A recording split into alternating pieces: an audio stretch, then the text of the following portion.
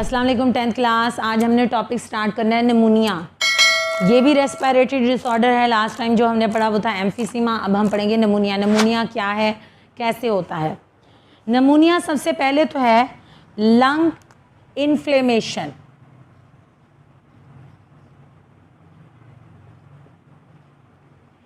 Inflammation कहते हैं सोजन को।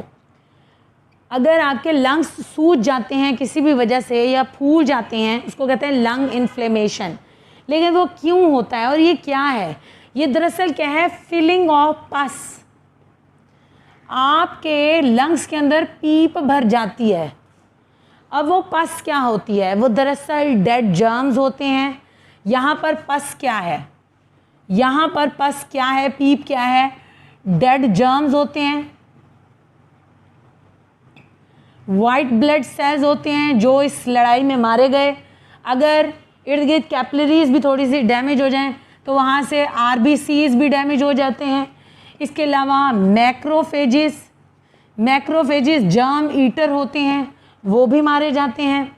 उसके अलावा यहाँ पर कुछ प्रोटीन्स भी मौजूद होती हैं।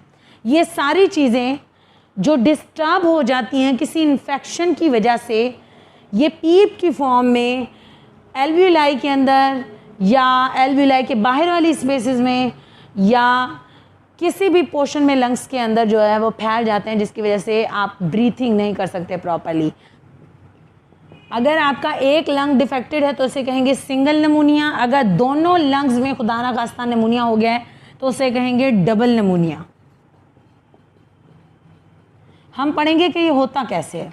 पहले हमें पता चलना चाहिए कि इसकी वजूहात क्या हैं। एक तो इसकी वजह होती है बैक्टीरिया। बैक्टीरिया अगर किसी तरीके आपके लंग्स के अंदर चले गए हैं तो वो काज करते हैं निमोनिया। सबसे मशहूर बैक्टीरिया जो आपकी बुक के अंदर लिखा हुआ है वो है स्ट्रेप्टोकोकस निमोनिया। बैक्टीरिया के तकरीबन 30 टाइप बैक्टीरिया होते हैं। 30 तरह के बैक्टीरिया होते हैं जो निमोनिया की वजह बनते हैं। इसके अलावा वायरस भी निमोनिया की वजह बनता है। मिसाल के तौर पे इन्फ्लुएंज़ा वायरस, ठीक है, इन्फ्लुएंज़ा वायरस भी निमोनिया की वजह बनता है। फंगस भी निमोनिया की वजह बनती है। मैं आपको बता दूं कि नॉर्मल इम्यून सिस्टम रखने वाले जो इंसान होते हैं उनमें ये काज नहीं करती निमोनिया। यानी फंजाई जो होती है, अगर किसी में नॉर्मल इम्यून सिस्टम होगा तो उसमें डिजीज़ काज नहीं करती। लेकिन बेसिकली ये होती इलाकाई है, रीजनल। जैसे कि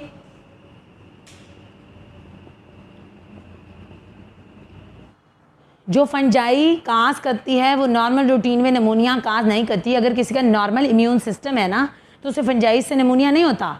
लेकिन अगर कोई इंतहाई फिजिकली वीक है तो उसे फंजाई से भी बीमारी हो जाती है निमोनिया की। तो ये इलाकाई होती है, मतलब इलाके के लिहाज से इनके नाम होते हैं। जैसे कि अगर कैलिफोर्निया में फंजाई से होती है तो वो कौन सी फंजाई से होता है निमोनिया? होता है कोक्सीडियोडियो माइकोसिस। ठीक है, सिंपल। ये आपकी बुक में इसका जिक्र नहीं है, लेकिन मैं फिर भी बता दूं कि इनकी टाइप्स में से हम मोस्टली बैक्टीरिया को डिस्कस करते हैं। अच्छा, अब आ जाती है क्लासिफिकेशन। ये भी आपकी बुक में नहीं है, लेकिन अगर ये नहीं पढ़ेंगे तो आपको बहुत सारी चीज़ें क्लियर नहीं होंगी। चूँकि वो रिलेटेड है तो मुझे मजबूरन पढ़ाना पड़ रहा है। सबसे पहले होता है कम्युनिटी एक्वायर्ड निमोनिया, यानी ऐसा निमोनिया जो हमें हॉस्पिटल में ना हो बल्कि कहीं से बाहर से हो। दूसरे नंबर पे आता है हॉस्पिटल एक्वायर्ड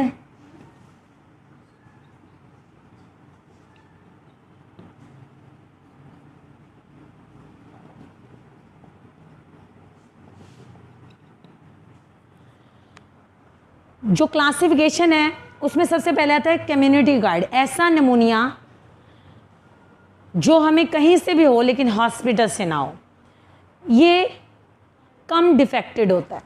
लेकिन जो हॉस्पिटल एक्वायर्ड होता है वो बहुत नुकसान कर देने वाली चीज़ें हैं। देखें, हॉस्पिटल में जो लोग जाते हैं वो पहले ही वीक होते हैं, उनका इम्यून सिस्टम वीक है, वो किसी वजह से बीमार हैं।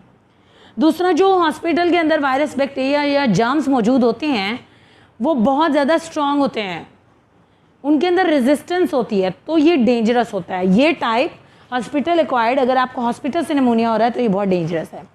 एस्पायरेशन नॉर्मली हमारे यहाँ ऐसे होता है, आपने जो है ना फ्राइज़ लिए, फ्राइज़ खाए, गलती से आपको फ्राइज़ का एक छोटा सा पीस आपके जाके लंग्स में चला जाता है और लंग्स में जाके बैठ जाता है। उसके साथ बैक्टीरिया भी होते हैं, तो वो बैक्टीरिया क्या करेंगे, वो बैक्टीरिया अपना काम स्टार्ट कर देंगे। क्या करेंगे, वो फाइटिंग स्टार्ट कर देंगे, वो चाहेंगे हमारा कब्जा हो जाए, उसके नतीजे में हमारे बहुत सारे white blood cell, red blood cell, macrophage ये बनना शुरू हो जाएंगे, ये मर के पीप की फॉर्म में भर जाएंगे और हमें निमोनिया हो जाएगा, सांस लेने में दिक्कत होगी। तो एस्पायरेशन मोस्टली हमारे यहाँ ये होता है कि खाने पीने की चीज़ों के साथ अंदर चले जाते हैं जर्म्स। अब और दो टाइप्स हैं on the basis of location.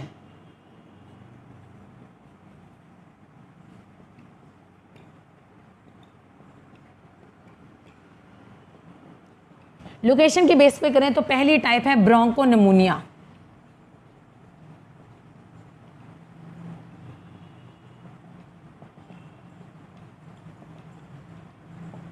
ये वो ब्रांच है निमोनिया की जो एक लंग में पैच की फॉर्म में होता है। लाइक मैं आपको यहाँ पर ये लंग दिखाती हूँ, यहाँ पर एक छोटा सा हिस्सा होगा जिसमें निमोनिया हो जाएगा, उसे कहेंगे ब्रोंकोनिमोनिया। दूसरी टाइप होती है एटिपिकल निमोनिया।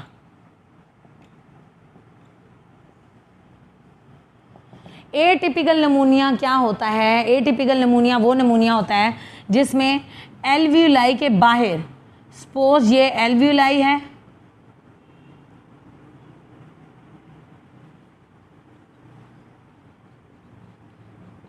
एल्वियोलाई के बाहर यहाँ पर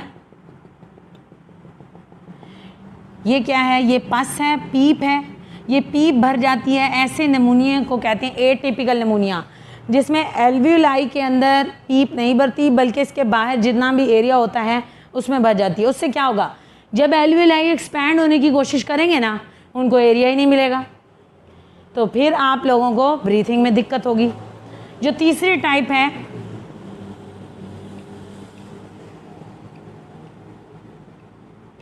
लोबर निमोनिया, उसमें क्या होता है कि आपके लंग्स की कोई एक लूब जो होती है वो डिफेक्ट हो जाती है। मैंने आपको पढ़ाया था कि आपके जो लंग्स होते हैं ना, उनमें जो राइट लंग होता है उसमें 3 लूब्स होती हैं, नंबर 1 लूब, 2 लूब और 3 लूब, और इसके अंदर 2 लूब्स होती हैं। अगर कोई एक पूरी लूब, पूरी लोब वाला हिस्सा, एक पूरा लोब जो है, अगर उसके अंदर निमोनिया हो जाता है या पीप भर जाती है पूरे एक लोब के अंदर, तो उसे कहते हैं लोबर निमोनिया। ये ज़्यादातर स्ट्रेप्टोकोकस निमोनिया की वजह से होता है। ये देखें, ज़्यादातर स्ट्रेप्टोकोकस निमोनिया की वजह से होता है।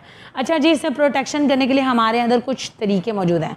नंबर 1 मेथड, हम इसको प्रोटेक्ट कैसे करते हैं खुद को बैक्टीरिया से, कफिंग। थोड़े से भी फ्राइज़ अगर आपके लंग्स में चल जाते हैं ना, तो आप खांसना शुरू हो जाते हैं। ये आपका नेचुरल प्रोसेस है ताकि वो बाहर निकले कफिंग के ज़रिए से। दूसरा तरीका, आपके पास मैक्रोफेजेस मौजूद होते हैं। मैक्रोफेजेस जो होते हैं वो एल्वियोलाई के अंदर सेल्स मौजूद होते हैं और वो आने वाले बैक्टीरिया को अंदर ले जाते हैं और उनको खा जाते हैं। ये बैक्टीरिया को ईट कर लेते हैं, खा जाते हैं। तीसरा तरीका है म्यूकोसीलरी एक्सेलरेटर।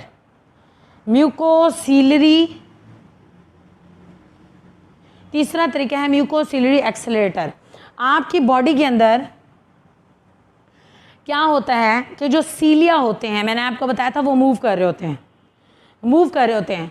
जब कोई पार्टिकल अंदर आता है तो वो उसको मूव करके बाहर फेंकने की कोशिश करते हैं, तो इसको कहते हैं म्यूकोसीलरी एक्सेलरेटर आपकी बॉडी के अंदर मौजूद होता है। ये 3 तरीके हैं जो आपके नेचुरल तरीके से किसी भी बैक्टीरिया या जर्म को अंदर आने से रोकते हैं। ये नेचुरल तरीके हैं जो किसी भी बैक्टीरिया या जर्म को आपके लंग्स में आने से रोक रहे होते हैं। ट्रांसमिशन कैसे होती है, एक बंदे को अगर निमोनिया हो गया है तो दूसरे में कैसे मुंतकिल होगा।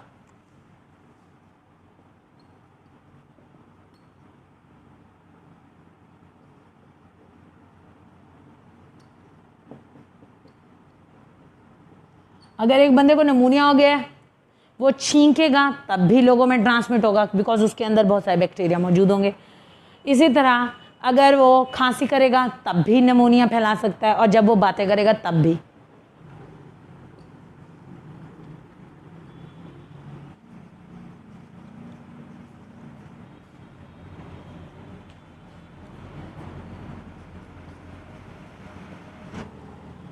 इसकी अलामात क्या क्या हैं?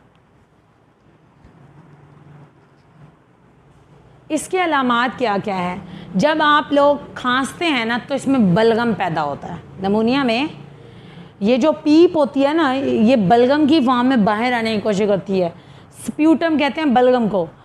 आपको तेज़ बुखार होता है, सर्दी महसूस होती है और आप शिवरिंग करते हैं। शिवरिंग कहते हैं कांपते हैं, तेज़ सर्दी लगती है, आपको सांस लेने में दिक्कत होती है। अब जब सांस लेते हैं आपको दर्द होती है, यहाँ पे चेस्ट में पेन होती है, ये इसकी अलामात है।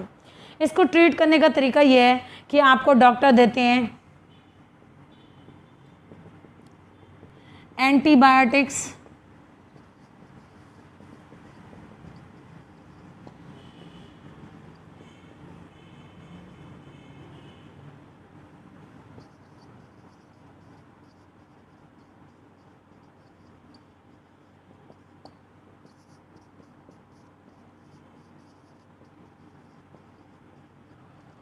अगर आप लोगों को ये बीमारी हो गई है तो डॉक्टर्स, अगर आपको बैक्टीरियल इन्फेक्शन है तो एंटीबायोटिक्स देते हैं, अगर आपको वायरल से हुआ है एंटी वायरल मेडिसिन देते हैं या एंटी फंगल मेडिसिन देते हैं, और इसके साथ आपको कफ सप्रेसेंट्स देते हैं, यानी खांसी को और बलगम को रोकने की दवाई देते हैं।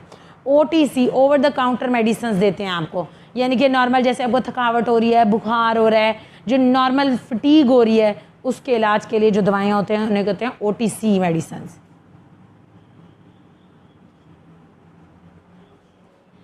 अच्छा, इसमें हायर रिस्क पे कौन होता है? रिस्क सबसे ज़्यादा किसको होता है? इसमें ज़्यादातर लोग जो होते हैं उनको नुकसान नहीं पहुंचता, लेकिन जिनकी एज 65 या 65 से ज़्यादा होती है उनके अंदर इम्यूनिटी सिस्टम बहुत कमज़ोर होता है, उनकी डेथ हो सकती है। इसी तरह जो बच्चे 2 साल या उससे कम के हों उनके लिए भी निमोनिया जानलेवा बीमारी साबित हो सकती है। तो बहरहाल हमने तकरीबन सारे टॉपिक्स को कवर किया है, हम इसका रिव्यू कर लेते हैं। निमोनिया एक ऐसी बीमारी है जिसमें लंग इन्फ्लेमेशन हो जाती है, लंग्स में पीप भर जाती है, पस भर जाती है सॉलिड की फॉर्म में तकरीबन, और ये ब्रीथिंग के फिनोमेना को बुरी तरह मुतासर करती है। ये पीप क्यों भरती है? क्योंकि आने वाले जर्म्स और आपकी बॉडी का जो डिफेंस सिस्टम है उसकी फ़ाइट के दरमियान बहुत सारे आपके डिफेंसिव पार्ट और बहुत सारे आपके जर्म्स मरते हैं, जो पीप की सूरत, पस की सूरत इख्तियार कर लेते हैं। उसमें जर्म्स भी मर सकते हैं, white blood cells, red blood cells, अगर इर्द गिर्द कैपिलरीज मौजूद हैं और उनको भी नुकसान पहुंचा है तो बहुत सारे रेड ब्लड सेल्स भी इसका शिकार हो जाएंगे। इसी तरह मैक्रोफेजेस बहुत ज़्यादा, यानी ये वो सेल्स होते हैं जो डीप मौजूद होते हैं एल्वियोलाई में, और ये बैक्टीरिया वगैरह को खा जाते हैं। लेकिन बाज़ औक़ात लड़ाई के अंदर ये भी मारे जाते हैं, और प्रोटीन भी, ये सारी पीप की फॉर्म में स्टोर हो जाती है। और ये पीप जो होती है ये एल्वियोलाई में या उसके इर्द गिर्द या जो ब्रोंकस है उनमें भर जाती है, जिसकी वजह से सांस लेने में दिक्कत होती है। अगर एक लंग अफेक्ट होता है तो सिंगल निमोनिया, अगर दोनों लंग्स अफेक्ट हो जाते हैं तो उन्हें कहते हैं डबल निमोनिया। इसकी वजूहात क्या हैं? कोई भी बैक्टीरिया अटैक कर सकता है। तकरीबन 30 टाइप के बैक्टीरिया हैं जो निमोनिया काज करते हैं, जिनमें सबसे मशहूर स्ट्रेप्टोकोकस निमोनिया है। उसके बाद वायरस भी हैं, जैसे मशहूर इन्फ्लुएंजा, ये निमोनिया काज करता है। फंजाई भी काज करते हैं, लेकिन ये बहुत कम करते हैं, रेयरली काज करते हैं। ख़ासतौर पर उन लोगों को निमोनिया काज करने की वजह बनते हैं जिनके अंदर प्रॉपर इम्यून सिस्टम नहीं होता। ये ज़्यादातर रीजनल होती है, इसे कहते हैं, ये जो मैंने लिखी है ये कैलिफोर्निया के अंदर काज करते हैं निमोनिया, कॉक्सीडियोडोमाइकोसिस। क्या नाम है इसका? कॉक्सीडियोडोमाइकोसिस। उसके बाद क्लासिफिकेशन पे आ जाते हैं। बहुत सारे कम्युनिटी गाइड होते हैं, यानी हॉस्पिटल के बाहर किसी भी एरिया से अगर कोई बैक्टीरिया जर्म आपकी बॉडी में चला गया है। दूसरा तरीका, हॉस्पिटल से अगर कोई जर्म आपकी बॉडी में चला जाता है, ये बहुत ज़्यादा डेंजरस केस है। एस्पायरेशन कहते हैं, खाने पीने की चीज़ें अगर आपके लंग्स में किसी भी तरह चली जाती हैं और उनके अंदर बैक्टीरिया होता है तो वो निमोनिया काज कर देता है। अगर लोकेशन की बेस पे करें तो ब्रोंको निमोनिया उसे कहते हैं जो पैचेस की फॉर्म में, थोड़े थोड़े पैचेस की फॉर्म में मौजूद होता है। अगर एटिपिकल निमोनिया को देखें तो ये वो निमोनिया होता है जो एल्वियोलाई में तो नहीं होता, लेकिन उसके इर्द गिर्द पीप भर जाती है। लोबर निमोनिया मोस्टली हम लोगों को दिखाया जाता है और पढ़ाया जाता है। लोबर निमोनिया में पूरी लोब, आपको मैंने बताया था जो राइट लंग होता है उसमें 3 लोब्स होती हैं, जो लेफ्ट होता है उसमें 2 लोब्स होती हैं। अगर किसी भी पोर्शन में एक लूब डिफेक्ट हो गई तो उसे कहते हैं लोबर निमोनिया। ठीक है, इसके अंदर कंसोलिडेशन हो जाती है, पूरा एक पैच भर जाता है पीप से। इससे प्रोटेक्ट करने का तरीका जो नेचुरल हमारी बॉडी में है वो है कफिंग। कुछ भी खा रहे हैं उल्टा पुल्टा, वो अगर सांस की नाली में से होता हुआ लंग में चढ़ जाता है तो आप खांसने लगते हैं। मैक्रोफेजेस, आपके एल्विलाई में डीप मैक्रोफेजेस सेल्स मौजूद होते हैं जो बैक्टीरिया वगैरह को खाने की कोशिश करते हैं आपके। और म्यूकोसीलरी एक्सेलरेटर होते हैं, यानी आपके जो सीलिया उसे मूव कर रहे होते हैं, खुदा ना खासा कोई जाम चढ़ जाता है तो उसे बाहर फेंकने की कोशिश करते हैं। तो ये आपका नेचुरल प्रोसेस है। ट्रांसमिशन कैसे होती है? अगर एक बंदे को निमोनिया है तो वो खांस रहा है, छींक रहा है या बातें कर रहा है तो उससे ट्रांसमिट होगी डिजीज़। इसके सिम्टम्स क्या हैं? आपको बलगम पैदा होगा, तेज़ बुखार होगा, कपकपी महसूस होगी, कांपते रहेंगे, सांस लेने में दिक्कत होगी और चेस्ट में पेन होगी जब आप सांस लेंगे। ट्रीटमेंट क्या है? अगर बैक्टीरिया से हुए तो एंटीबैक्टीरियल मेडिसिन मिलेंगी, मतलब antibiotics, antiviral, anti fungal, cough suppressant, cough को ख़त्म करने के लिए। OTC over the counter medicine आपको दी जाएंगी, यानी बुखार वगैरह को ख़त्म करने के लिए। अगर आपको ज़्यादा खतरा है तो इसका तरीका ये 65 एज या इससे ज़्यादा एज वाले लोगों को ज़्यादा खतरा होता है, और जो 2 साल या उससे कम उम्र वाले होते हैं उनको भी ज़्यादा खतरा होता है। आपको कोई चीज़ समझ नहीं आई तो आपने कमेंट करके पूछ लेना है, ठीक है।